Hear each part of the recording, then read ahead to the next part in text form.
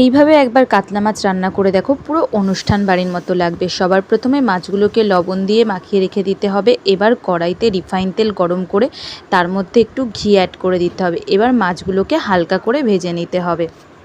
মাছগুলোকে হালকা ভেজে তুলে নিয়ে এর মধ্যে লবঙ্গ, এলাচ, দারচিনি দিয়ে দিতে হবে। এবার জিরে, আদা আর লঙ্কার একটা পেস্ট দিয়ে খুব ভালোভাবে কষিয়ে নেব।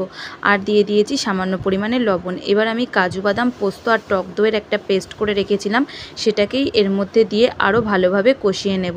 গ্যাসের ফ্লেমটা কিন্তু খুব হাই রাখবো না, লো ফ্লেমে রেখেই কষাবো।